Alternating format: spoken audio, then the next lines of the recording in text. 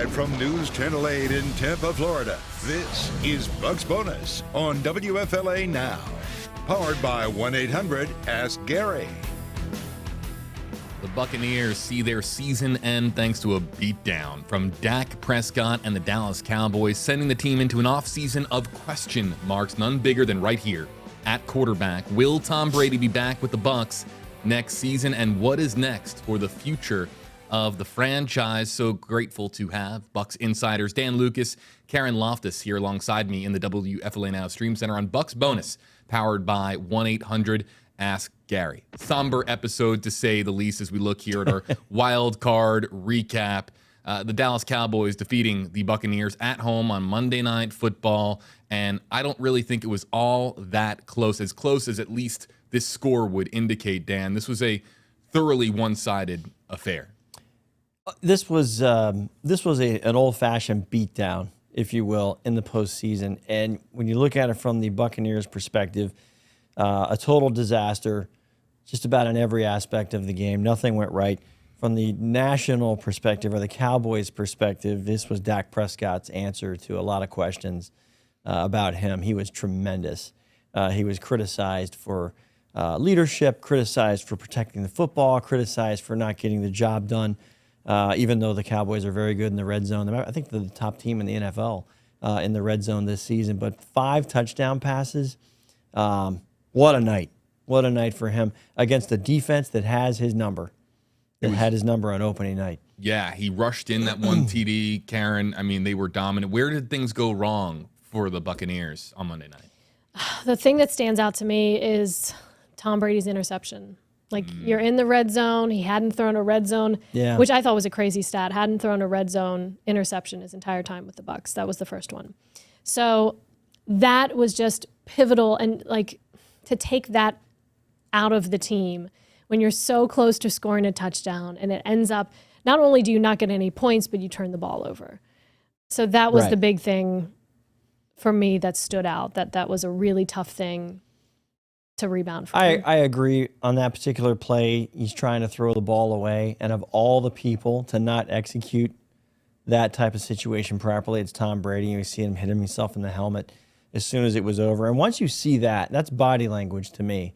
That's, we've seen the shots of him, screaming at the linemen during the season, and everyone says that's a motivational thing. Well, now what? This is the team leader who just made an egregious error, and it just seemed to steamroll from there. And at the time, mathematically, the Cowboys were allowing the Bucs to hang around. It was 6-0 at that point. They were 6-0. That was the first missed extra point of 4. They kept missing extra points. The night. Yeah. That when it became 18, you're still looking at 2 scores that get you within a field goal of winning. So thanks to the kicker for the Cowboys having an off night, this wasn't 4 possessions we're looking at. You're looking at 2 or 3 tops for the Bucs to dig out of the hole, and that interception just personified the entire effort. And then all of a sudden it was 24-0. And then they're in that situation we saw so many times this season where they're digging themselves out of a deficit. And then, we talked leading up to it about the turnovers for the Bucs defense, like causing turnovers. And for them to not be able to cause any, like there were a couple close opportunities and they had chances and you felt like one was going to come, but then they ended up not being able to get any, which I know they were so hungry for that leading into the game.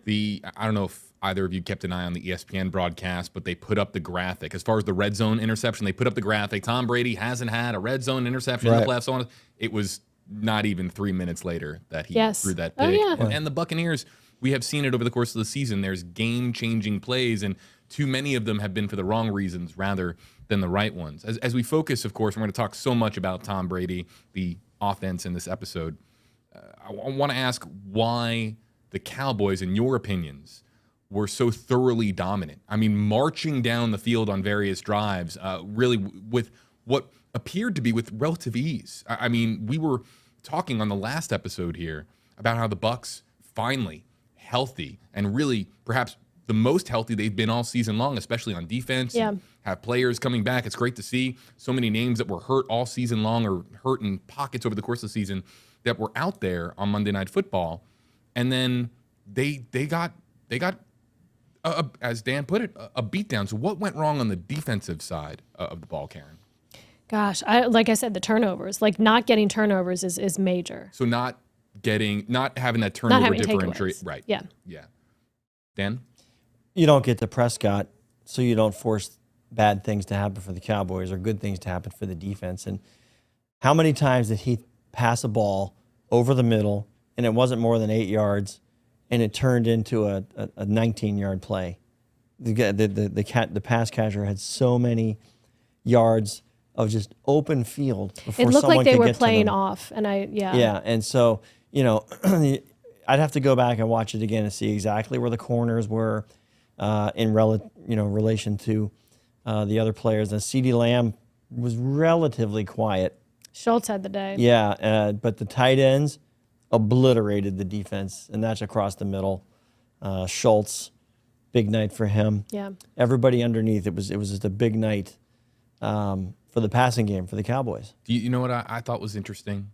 I was watching this defense, and I'm thinking to myself, who's the game wrecker on defense for the Buccaneers? Who is going to be they clearly had no problem stopping the run, especially when they tried to run Pollard or Elliott up the middle. But when it comes to just somebody on the defensive side of the football who's going to wreck the game plan, like look, in previous seasons, we have seen that type of performance in the playoffs. We have seen names like Ndamukong Suh or Jason Pierre-Paul, or how about Shaq Barrett making his presence felt, getting after the quarterback.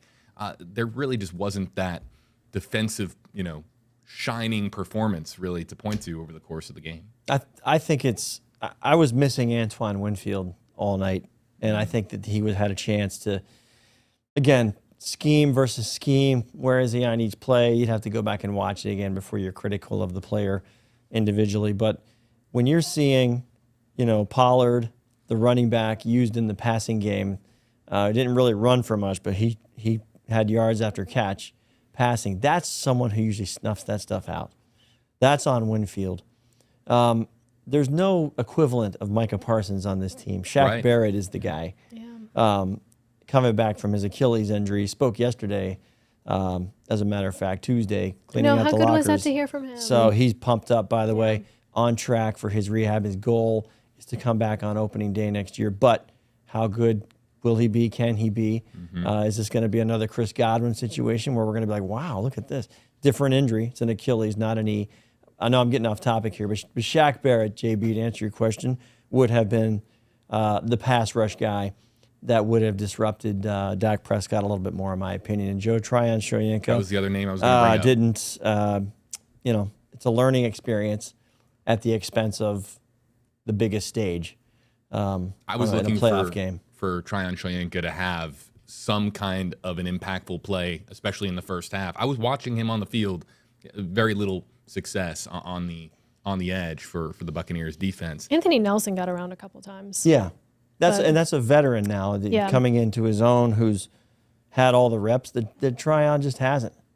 And I think a lot of the guys, like Tryon-Shoyinka is a great example. He gets better from this. So, but it didn't help the Bucs Monday night. Yeah. Their season ended in rough fashion. But Tryon-Shoyinka, I think, is going to be a terrific player. But as you said, they needed a game wrecker, and he was not ready to be the game wrecker on Monday, at least. Well, we're going to open up the call lines for our one caller here on Bucs Bonus. And Buckified Bert was there. I'm going to preface this clip by letting our audience know he was so amped for Monday Night Football. We had him, of course, on the show last week. We have him on the show weekly now. He's, of course, our the one on the phone lines ready to call in. And he was so excited to debut the new ship, apparently, that was on the Jumbotron at Raymond James Stadium. Really? You'll see it here in this clip. He was extremely excited, but the ship is going on the shelf, at least for a little while, at least as far as game appearances at Raymond James Stadium. Here's Buckified Bert calling in. Hello, JB. This is Buckified Bert. And I won't be able to call in anymore as a result of game didn't go my way. But the smoke was, and the lights in the ship, and everything was all energized and going over well, and I was expecting a huge win, but it didn't work. And so hats off to the Dallas Cowboys. Good game. Now I have to shift gears and get ready to take this energy into the community and try to do something positive with it. So I'm out of football, but I'll just pay attention to the rest of the season, Super Bowl and everything. But I know the Bucs going to be making a lot of changes, and I'm going to just sit back and pay attention to all the changes they make. And to my friends in Canton, I'll see y'all in Canton, Ohio, at the induction into the Hall of Fame. And hopefully we'll have a good time when we get there. Thank you, JB, for having an opportunity. I'm signing off. Man, Buckified Oh my bird. goodness. I feel more I sad know. listening to that. First of all, just Wow. I want to give it an observation first. Tremendous pirate ship hat. Unbelievable. Tremendous. And I'm thinking to myself, if that has some type of mosquito repellent in it, you could hang out in this guy at all picnics and that. You're in the clear. In the clear. Just stand next to the guy and you're safe. I'm throwing up Karen's eye roll here. Yeah. I was not. I was laughing. That's the positive. in support. He's referring to the Hall of Fame. Two things. One, they do there's a fan induction each year. Big Nasty, that Bucs fans know, is in the Hall of Fame, and Buckified Bert hoping to be there as well. So that'd be kind of cool to see. Remembered forever in Canton, and he's also hoping that when he's there getting inducted, that is the same weekend that Rondé Barber finally gets into the Hall of Fame. So he wants it to be a big old party. And I remember, Warren Sapp and Derek Brooks going in. What a great weekend it was. All the Bucs fans that were there. It was really neat. And that would be cool to see Buckified. We would never hear. This guy would call in daily. Oh my gosh. By the way, when they announce the schedule, when it comes in April, I want him on this show. And I want you to hear his prediction for each game. Win. Yeah, win. He is the best. He's a gem, and we love him. We love him. We so do. But I feel like it affected my mood. Like I feel badly for him. Like he's so sad. We need to lift him up a little bit, and We will. Yeah, We'll bring him we like need to some lift him up. cupcakes. Cupcakes. I'll make him some cupcakes. There you go. There we go. Cupcakes. Karen's Karen's- cooking again. We have Yes. to drop the fact that Karen is a great cook. Every Wow. episode now. He hasn't even tried my food and he's giving me this credit. No, I we're accept just, that. I trust you. Yeah. And Karen, we trust. Great. So a couple things. I want to note that Buckified, he is very involved in the community. Big shout out to him. He is going to be, of course, making various appearances over the course of the offseason. It's just what he does. I Yeah. mean, kind of like Superman transforms into Clark Kent, and he's is. more Superman than Clark Kent. Buckified transforms into Albert. Rather, he's Buckified. That's just who he is. His biggest accomplishment, and I remember the early days of him thinking about it, was to figure out how to raise money for scholarships. Yeah, that's right. For students, and he's got all these. There's all these. When you apply for this, it's a big deal to get this scholarship. But it's now been going on so long that he has kids that applied for the scholarship, were nominated in a whole process, and have now gone through college. So he's now that's what I call a legacy. Yeah. And so that's pretty awesome. That's what he's heavily involved in now, and the Bucs. That's kind of the fun thing for him, the side gig. But if that's a side gig and he's that bummed out, get some cupcakes in here or something. I just got a message from Casey Sloan, our sports digital content producer, who got a message from Buckified saying, add a goodbye to Big Nasty. He picked me for the Fan Hall of Fame. He retired after the playoff game as Superfan, told me to carry on. So There you talking go. about some respect, some real mutual Camaraderie, respect yeah. between two of the most recognizable superfans. In the terraces, as they say. Raymond James Stadium. But Buckified did note in his call-in, changes are coming, and they already have begun. Let's start with right here. Tom Brady, Byron Leftwich, the offensive coordinator, no longer with the team, being let go by the Bucs. Isn't that correct? It's possible. Oh, okay. I'm Yeah, sorry. possible. I might have. I just glanced at Carrie. I've been checking this religiously. I saw the report, so I'm perhaps dated on this. Yesterday, Todd Bowles said he was not going to do anything with his staff until at least the end of the week because they're going through player evaluations first, then come staff evaluations. So my apologies. Yeah. I'm reading into the reports into Yeah. Bucs to fire top I think there's something to the reports you're reading. I think that there's. You hate to say it because we know these people as people. It's hard to talk about people when you think, oh, there's guys on the way out. It's just not that simple. I do think that Byron Leftwich is probably on the way out. If you want to say, what's your opinion on this? That has not officially happened, but there's more things than the Bucs' statistical shortcomings on offense that are at stake here. It's where is Tom Brady right now? Where is Tom Brady with Byron Leftwich right now? Where's Byron with Tom Brady? Right, these parts are all interlocked, and as Todd Bowles mentioned yesterday, at some point they're going to have conversations before they get their plan going here in the offseason, mostly at quarterback. And Byron Leftwich is linked to that. So if there's any doubts of Leftwich, it has to happen soon. And it's exactly what you were saying, and this is something that we've all talked about, is how these parts are all interconnected. It's like, who is coming back? Who's going to be there? What is this going to look like? If we bring back so-and-so, are they okay with so-and-so being back? And down the line, through all the position groups, you're looking at the entirety of this team, how these pieces work together, what you need to move, and just the domino effect of different decisions that are going to be made. Yeah, for me, JB, when you talk about the Bucs offense, you can't, anything you say is an excuse, but you also have to look at objectively, okay, statistically, where were we the year before and this year, which the numbers dropped drastically, so that you think, okay, schematically there's an issue. Then you look at the fact that this team didn't have an offensive line intact or a wide receiver group intact for weeks. Yes. It exposed a lack of a run game because of that, in my opinion on that.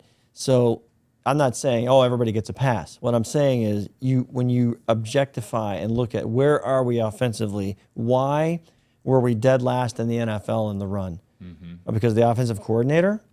Because of who is executing the plays? There's a lot of, this is what they have to go through, and they're doing it as we speak, before you make a decision that's going to change, alter the direction of your team. Remember, when you change coordinators, you change playbooks, you change language, you change scheme. Everybody who's been here, the household names, has to learn a new language. It's not as simple as plugging a guy in there and going on to instant success, although that does happen. I've been looking here and just a little bit about some of the online commotion right now. Sports writers left and right are reporting that that Byron Leftwich is likely to be dismissed as the offensive coordinator. But of course, you guys are our Bucs insiders, so you guys are the ones in the locker room and hearing exactly what is going on. But for what it's worth, Byron Leftwich is expected to be, if he is to be let go, in high demand. One team in particular that apparently is really targeting him is the Steelers. Steelers, yeah.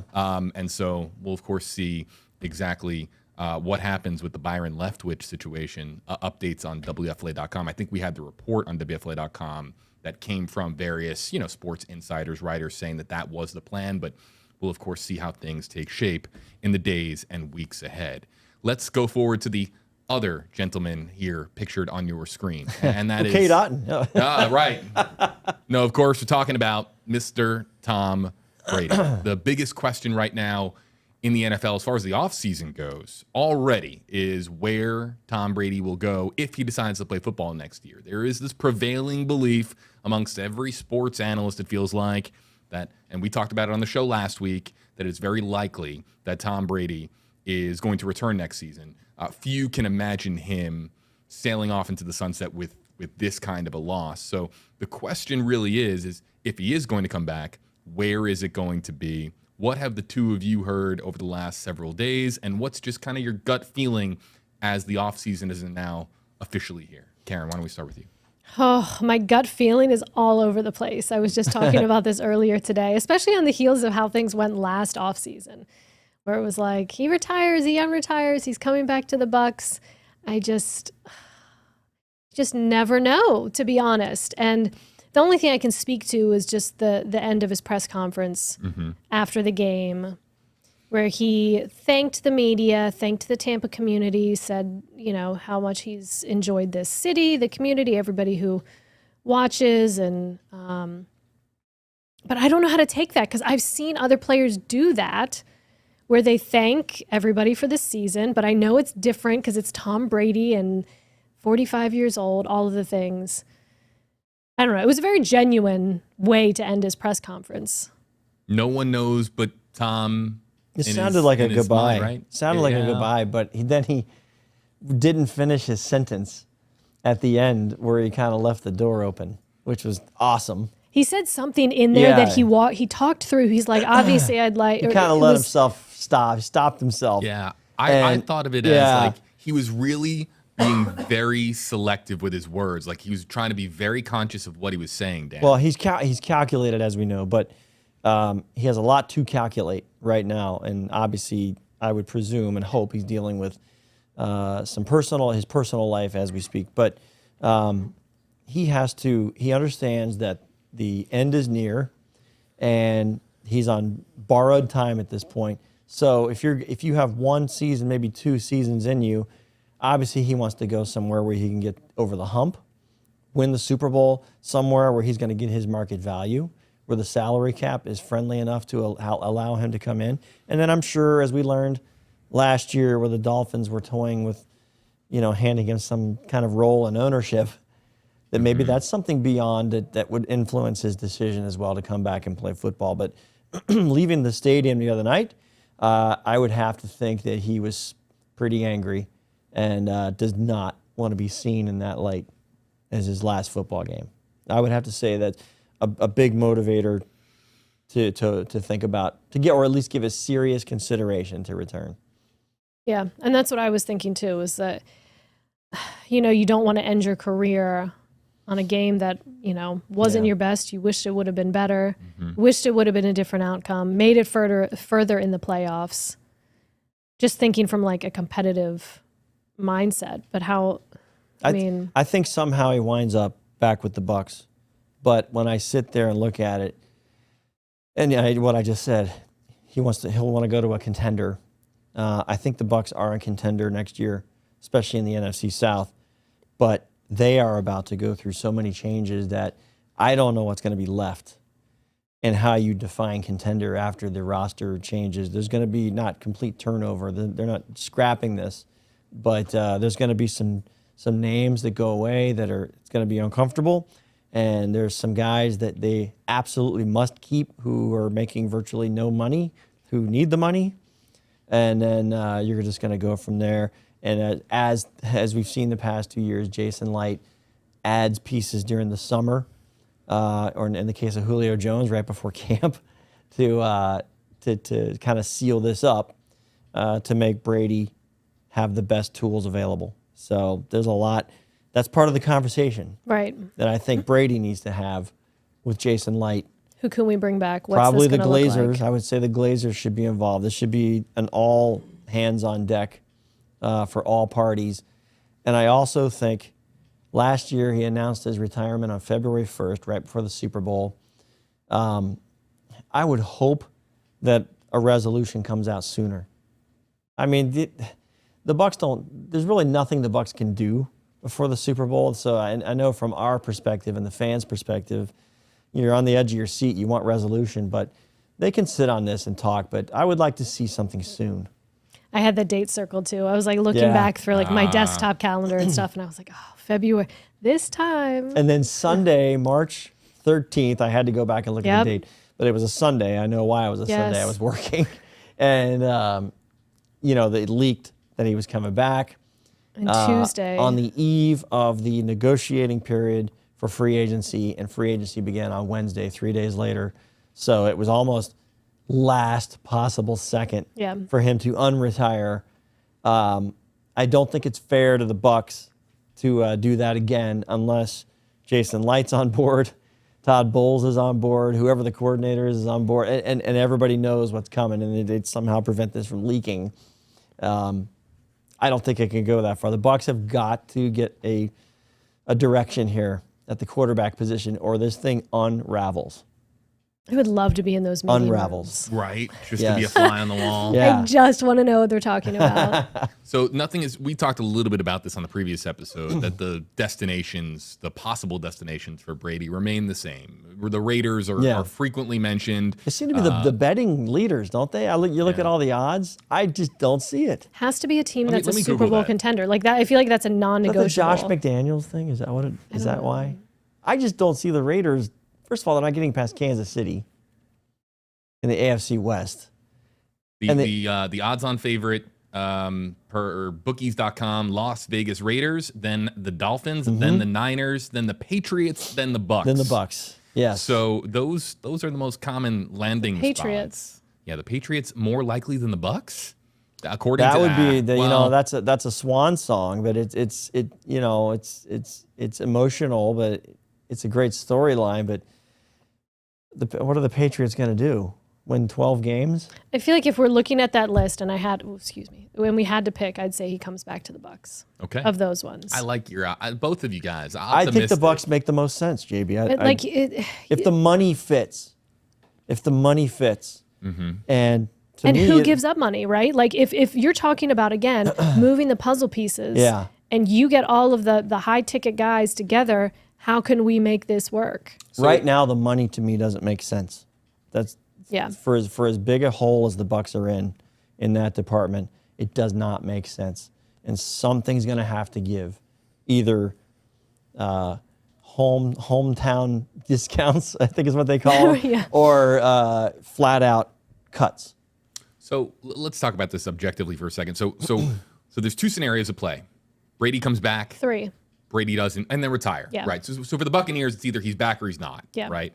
So if Brady comes back to the Buccaneers, it's about working some magic with the salary cap and trying to get so much packed in there to make really one last run at it potentially, right? Because the third last one last run. The third last one last run. But let's talk about the scenario where Brady leaves for a second. What happens to this franchise if Tom Brady departs? What is the organizational plan? There's some words that get thrown around with the letter R in front of it, such as retool or rebuild. Right. Are you stripping everything down? Are you retooling with a veteran quarterback like a Derek Carr? Are you looking to the draft to find a franchise quarterback? Is it already on the roster with a Kyle Trask? Lane and Kyle. I mean, we were talking, having deja vu of last year. Literally the same conversation we had last year, and it was like, is it Blaine? Is it Kyle? Is it outside? Yeah, the Bucs, as of 2020, they are victims of the two words that fans love when it happens: all in. Mm-hmm. And when teams go all in and it works, it's beautiful, and we saw that happen. And they had to really do some magic for 2021, and they went all in. Got the division title. Starters back. Got into the postseason. They won a wild card game. They come in. They're stunned by the Rams, who were the eventual Super Bowl champs. So you think, okay, they're still close. Well, 2022 is going to be even tighter. Somehow Jason Licht's the magician, the evil genius, makes the numbers work, and we have the result that we had this year. Whatever the reason for the drop off, it happened. So now what? How do you define all in? Do you define all in by cutting bait with Brady just for the sake of saving other spots and then trying to get the best available option out there? I think we get Jason Licht on the stream. Let's go. Let's patch him in. Is that our next caller? Jason Licht and Buckified Bird at the same time. Yeah. Have Buckified Bird ask him the questions. Yes. Can you imagine the stream? What are some of the names out there if the Bucs want to bring in a veteran? Let's say you're looking to extend this window as much as possible, and you're trying to bring in somebody who can get us to the playoffs next year. Is it a Derek Carr? How about Jimmy Garoppolo? Derek Carr is the first name I think of. The other name out there, and it's going to require a trade, and I get laughed at. But I was laughed at when back in 2020 when I mentioned Brady was available. Some guy said something very rude to me on Facebook. I hope you're watching. Hope you're watching with your Bucs Super Bowl shirt on. And if hear me out, if a trade is in the works, if the money fits, Aaron Rodgers. Wow. Okay. What do you think? Huh? I'm here to support you, Dan. Thank you. Thank you. It's a outlandish. teamwork. It's we Aaron stick Rodgers, together. he just said yesterday he said he might, quote, go to the jungle for a while to contemplate coming back for a 19th season. So that's where he is. I expect his hair to be even longer when he gets back and the beard crazier. Oh my God. I don't think that's out of play. I really don't. But you can pick up the phone when the negotiation period starts and talk to Derek Carr. Sure. No, a couple of other names I just want to throw out there. Go ahead. Just, What you got? Just for fun. all right? Funsies. You guys are prefacing these a Just- lot. I can't wait to hear what Well, you we're say. trying to protect ourselves because Fine. these are outlandish. These That's are why, yeah. outlandish. Yes, we exactly. might be getting more and more outlandish. Oh, But Johnny Unitas. The prize of free agency at the quarterback position next to Brady is, of course, Lamar Jackson, who has had some very awkward conversations over the last year and a half with the Baltimore Ravens. And again, I just, salary cap wise, that can't work, right? There's no way that you can afford somebody of that talent level really in his prime. It's tough to do with the Bucs' other needs, which is ironic. I say that because I'm thinking they are gonna bring Brady back. So I'm going to throw this next name out there, and Bucs fans, do not come at me like you did at Dan. Don't come at me with the pitchforks, okay? But Baker Mayfield didn't look all that bad with the Rams, and they are committed to Matthew Stafford for next year. Former #1 overall pick. All right, I'm getting laser shot in this direction. That's another name of somebody who, again, is out there. Teddy Bridgewater is a name that always floats around. I think that Carson Wentz's time as a starting quarterback in this league might be coming to a close. And then Jacoby Brissett was serviceable for the Browns, and they are moving forward, of course. yeah, with, see, I think you're getting into names Deshaun now Watson. that to me are a little bit of a stopgap, which is an option. Yep. If there's something down the road that they can wait on, maybe you're looking for a season or 2 seasons. Those names make sense because they're veteran quarterbacks and surrounded by other veterans could flourish and give the team a chance. But the all-in thing that we went on 2020, we all knew it going into this is just not sustainable. And that's how sports works. That's how salary cap era sports handle it. NHL, we see it all the time. It stinks, but it's not sustainable.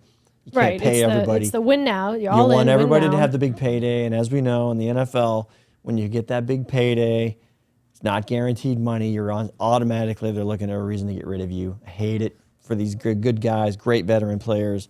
It's the way it is. And But you know what, though? tough. Look at what Geno Smith is doing in Seattle. Yeah, rebirth. I mean, Yeah. you could take a flyer on a guy, and then all of a sudden, we obviously. Tornado warning for the weather department. But Oh, it's well- for you, 'cause it's sports. Oh, so is this breaking news coming in? Sports news. Courtesy of our Oh, chief thank meteorologist. Jeff you. Faradelli with Jeff breaking news. Dang it, I've never done that before. Wow. This is unbelievable. The delivery, special delivery. Hot. Yeah, this is the rip and read. It was the futures contract. Futures. What do we got? Futures contracts. So what you have, I'm just gonna glance at this here. You have, and there are a few guys that have made it from this. Mostly your practice squad. Anyone who was undrafted was on this team who went to camp and got cut, wound up on other practice squads, can be signed to a futures contract. The Bucs gave 15 players future contracts, and I'll just scroll through some of the names because you'll know a couple here. Kalen Geiger, wide receiver, had a very good training camp last year. J.J. Russell, linebacker, was just on the team up until Ryan Jensen was activated for the wild card game. So those are 2 names. Patrick Laird, a running back, we've seen him do some things. These are guys that you want to protect and hold on to, get through your off season, the OTAs and the mini camps. I see have David a Wells chance. on here. I thought he was retired from baseball. I thought that. Well, that was, in case you're looking for a perfect game, now you got your guy. You can roll out there. So there are some names. Cam Brate's the guy that is the poster child for futures, undrafted.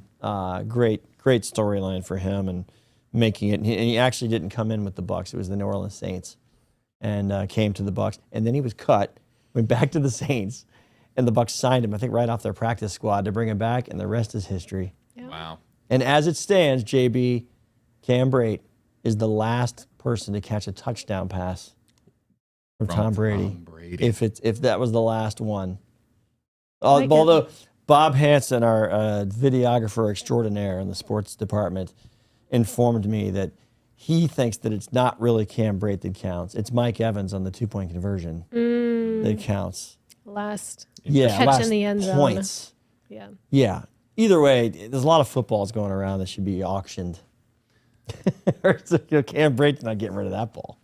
I want to ask you guys about the next big offseason storyline here in just a second. But before we move on to that, I want to wrap up the quarterback conversation. If you are Jason Light, plan A, and there's not too many backup plans. Like, you are all in on trying to convince Tom Brady to come back, correct? Is that correct? I think so. Why would you not? Yeah, I think so. Well, it's where it starts. It's where the position, that starts with the quarterback. And excuse me, the 2020 Bucs were not getting over the hump until Tom Brady was signed. And that brings me to the next question, Dan. Let's just say if, and there's going to be a lot of ifs in these next few episodes of Bucs Bonus, but if this is Tom Brady's final performance with the Bucs, his legacy is, of course, coming here in season 1 and winning the Super Bowl at home. Let's not forget, at Raymond James Stadium here in Tampa. Correct? Yes. Absolutely. And altering the culture of a franchise to the point where you got guys in that room now who were leaders before Tom Brady got here, but then they relearned how to lead. And I'm thinking of Mike Evans. Yep. A guy that I think he'll be the greatest Buc in history when it's all said and done, Mike Evans. So he's going to become the leader of this team if Tom Brady's not the guy. So he's a definite after effect, a guy who benefited from Brady, a mature man who matured even more. Just great what Brady did for a lot of these guys, bringing that attitude into this locker room that was kind of swimming a little bit after 1 year under Bruce Arians, And a sense of professionalism. Yeah. There's no doubt about it. Yeah. Karen, I got hit with a wave of nostalgia a moment ago, thinking back to the days when we would fly Eagle over Brady practicing when he first got here, practicing on high school fields near mine during the pandemic. Remembering when Gronk first signed and the fact we were joyous. We were just overjoyed over the fact that we were getting the Brady and Gronk package in Tampa Bay. I mean, just some really fun memories. If this is Tom Brady's final go in Tampa, it has been one heck of a ride. I want to end this episode with one final question for you both, and it of course revolves around. I think we can all agree it is the most fun. It's the best night of the NFL offseason post Super Bowl. Of course, we got a lengthy playoff run ahead, and the Super Bowl is still very much in the foreground. But as far as beyond the Super Bowl, I love the NFL draft. I've covered the NFL draft. I've been there. You guys have covered the NFL draft. We know how amazing of a night it is for football. So I'm going to put you on the spot. Give me a position that you feel the Buccaneers really need to focus on in the upcoming draft, infusing youth into a particular position. And I believe the Buccaneers, they're picking 19th, correct? Yes. Who'd like to go first? I'll go. Go ahead. I'll go. I have to cough, so you go ahead. Okay. You get it together over there. I'm going to say offensive line. I feel like you can never go wrong with that. And just based on how many injuries they had this season, and granted, guys will get healthy and whoever comes back, but offensive line, they hit a home run with Tristan Wirfs a couple years ago. So that's what I'm going to say. Let's stock up the offensive line for the protection for Tom Brady. Protect. I like it. Dan, I'm not sure who's available around those picks, to be honest. Right. But there's any first round pick is a guy you expect to get on the field. So even though they went defensive lineman last year they pushed back to pick one of round 2, but it's a first rounder, Logan Hall. I think pass rush. And I think maybe in the form of an outside linebacker. That's probably the way I would go, just based on the fact that you may not have Carl Nassib back. You got Tryon Shoyinka on one side, Shaq Barrett on the other side, who's not proven yet because we don't know how good his Achilles is going to be when he comes back. Let's hope it's great. And then you can just tuck a guy behind him like you did Tryon Shriyanka behind JPP for a year. But the pass rush has got to get to the quarterback better. And Todd Bowles even talked about it yesterday. We got to get to the quarterback more. It's got to be the outside guys. So shore it up, the pass rush. That's what I go with. What do you think, Karen? Sounds great. I'm looking here at some mock drafts just for fun to see what the analysts are having the Buccaneers pick, like what position. And I'm just going to highlight a couple of those mock drafts here. So CBS Sports has the Buccaneers picking at 19, Broderick Jones, offensive tackle out of Georgia, a 6'4" sophomore. Score one for Karen Loftus. Lineman. We'll take it. Wow. Okay. Let's see here. The Athletic has the Buccaneers picking linebacker Drew Sanders out of Arkansas, and they're noting that Levante David's future in Tampa Bay is uncertain, so shoring up the linebacker position. See, that's is a an priority. inside linebacker. That's not a pass rush. Correct. So And- that's two different roles. I'm 0 for 2 on your mock drafts, by the way. After those, And with my outside linebacker. I like that. That was maybe what I was going to say. And then I love this. So out of sporting news, Trade up. the Buccaneers are picking at 19, but picking one of the more exciting players in football at wide receiver from LSU, Keyshawn I think it's Butte Yeah. out of LSU, who I know is one of the more exciting players. And if you're getting a wide receiver out of LSU, you're thinking about, oh my God, like it's Justin Chase, Jefferson. yeah. the next Odell, the next Justin Jefferson, the next Jamar Chase. I mean, so look, many, many more weeks to go for the Buccaneers. Their entire scouting department, a lot to process here, but really it all revolves around Brady, his decision, and the future of the Tampa Bay Buccaneers franchise. I'd like to thank our Bucs insiders, Dan Lucas, Karen Loftus, for joining us here on WFLA Now. Let's quickly discuss the plan for the next few weeks and next couple of months. We will have episodes as developments occur with the Buccaneers. When there is a major headline, such as Tom Brady announcing his decision, when we have a major free agency decision or something that really impacts the course of the future of this franchise, we'll be here on Bucs Bonus to break it down over the course of the offseason. But of course, Bucs, just part of the array for Dan and Karen. You guys are going to be covering hopefully a deep playoff run for our Tampa Bay Lightning. Opening day for the Rays will be here before we know it. Give them a follow, folks, on social media. The great Dan Lucas and Karen Loftus. How about where's it? There it is. Thanks, The JB. That's for you, applause too. button. Thank you, too. So everybody, WFLA.com, the WFLA app is your home for all your Buccaneers content. You can, of course, follow along there. You can sign up for push alerts to get notifications on your device as to what's going on, all things from your official Bucs station. And, of course, again, give a follow to Dan and Karen on social media. Looking forward to the next episode of Bucs Bonus, powered by 1-800-ASK-GARY. We'll see you soon, folks. And as always, go Bucs.